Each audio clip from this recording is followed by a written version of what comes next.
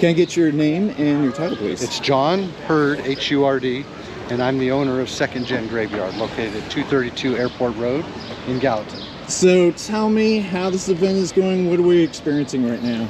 So we have what's called the Trans Am A-Rama. It's a 4-day car-related event. We bring folks from all over the country. We have people here from Washington State all the way to New York State, and we have somebody from Canada this year. So they come into Gallatin, we hang out for 4 days, and we do car-related stuff. We had a scavenger hunt on Thursday. Today we took the Notches Trace and drove all the way down to Fayetteville for lunch. Downtown right now for the Friday night show, so we have all the cars parked down here. I mean, I'm not old enough to drive yet, I'm 12 years old, but the cars are nice, loud, old. While you don't have a driver's license yet, Nah. I heard rumor something about drag racing. Tell me about that. When we go down to the drag strip tomorrow, there's no age limit to drag race as long as you got a parent with you and just race. Have you done that before? Yeah, okay. Last year. Okay. How fast do you think you've been in a vehicle like that? Like driving, I did like a 9.8 second on this drag strip against Mustang. Hey, can you drive? You gonna be shy? Drive. What? I think they're the original muscle car when they came out, you know, in the early 70s, man. They were the first car that really had, you know, a true muscle car. So, yeah, and I think just then, of course, the Smokey and the Bandit didn't hurt. But I just think it's just a Trans Am just got its own community, and I'm sure, you know, there's other cars, Corvettes and things like that that do the same thing, but Trans Ams are great. Tell me about your specific Trans Am. Yeah, so this is a 72 Trans Am. It's got the HO big engine 455 in it. Runs about 300 horsepower, and it's almost all original, and I bought it here about 6 years ago.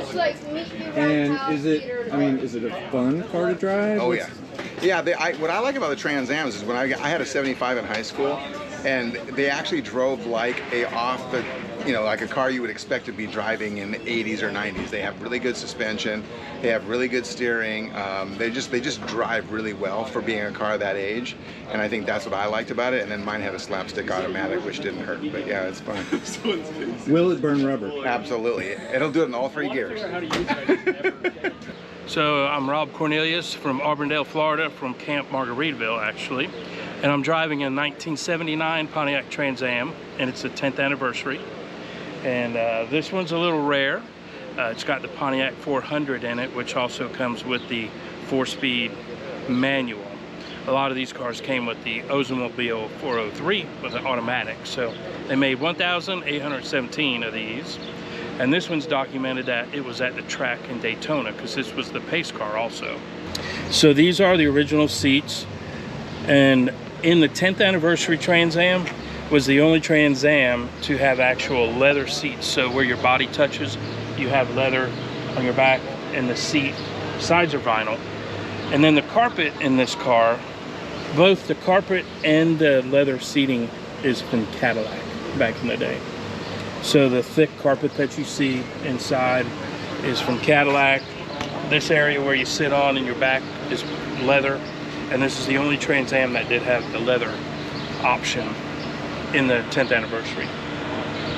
Oh yeah. So when I bought it, it came from a museum and had low miles on it. And you know, with a car sitting like that, I go from front to back. I replace all the wearables, brake pads, brake lines, gas lines, all that kind of stuff. So when I get in it and drive it, it's road ready, road safe. I don't have to worry about it. But it's not my daily driver. I have one of those, but daily evening driver. Every time it gets a little cooler out, T-tops are off, and we're going down the road. So although it's 100 degrees here right now, the sun will be down in shortly, and as you see, the T-tops are off, and the amber light that's on there is year specific too, from when the car went around the track with the lights on it. So would you mind turning on the light? Sure.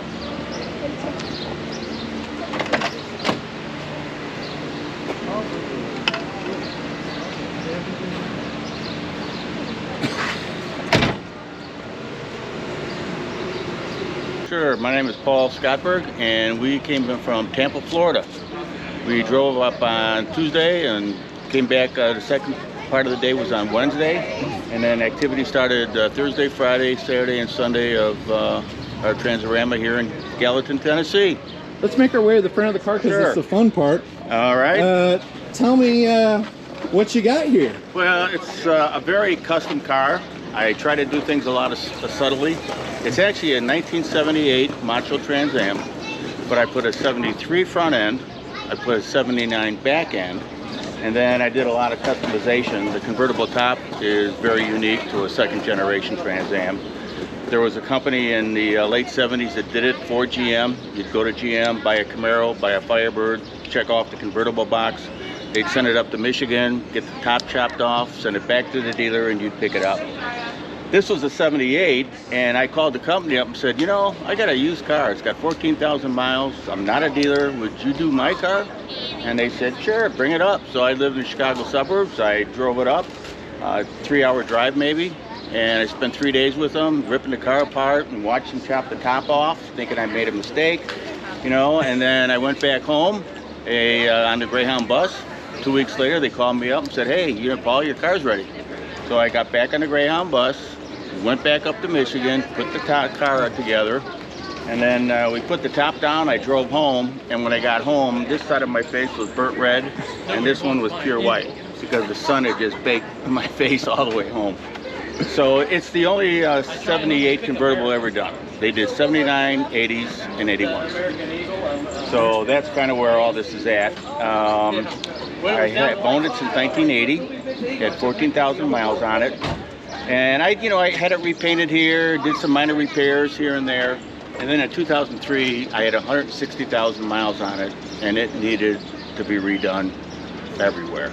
So I took it in, I spent 12 months in the shop, and I got it back after 12 months, and 5 days after I got it back, I took a 3,000 mile trip up to Michigan for a bandit run. So right now this is about maybe a year and a half from the restoration, and I've got over 13,000 miles on it already. Yeah, you know, you've got people who will buy a car and they'll stick it away and it's an investment. And then you got guys that have spent a lot of money and stuff into it and they want to just trailer it and do their thing. And then you got a group of people who say, you know, this is my car and I drive it. And I'm one of the latter groups. You know, I definitely like to do it. I've got a 69 Firebird at home and that's got 190,000 miles on it. So, you know, they were meant to drive. We went on the Natchez Trace today. Gorgeous drive, and I'm thinking, you know, why would you not want to take this car and have that kind of an enjoyment, you know, going out on a nice Tennessee road.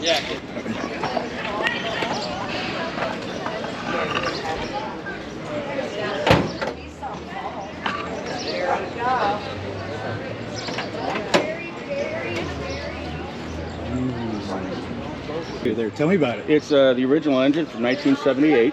I had it rebuilt about a year and a half ago. Again, it had about 160,000 miles on it. So it's the original engine, original trans. Put a new cooling system on just to dress it up a little bit. Didn't want to do a lot to it. I just wanted to try to, you know, clean it up and, you know, make it attractive without going overboard.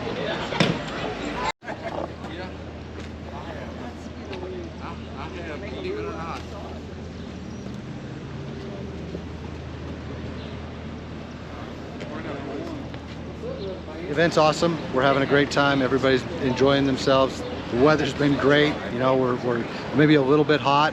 Like I said, we brought people in from all over the United States. We have, I think we're at 85 cars. My wife and I own the business. We're very community oriented. We want to represent Gallatin well. We love this town and we want to grow the event. We want to make it bigger and bigger every year and raise more money for the Shop the Cop program. But it's also benefiting all the restaurants here. It's benefiting the boutiques. They're open. They've got business coming in, people coming down. So it's great. I think it's wonderful, everybody, and it benefits everybody. So we just want to keep it going and grow it each year.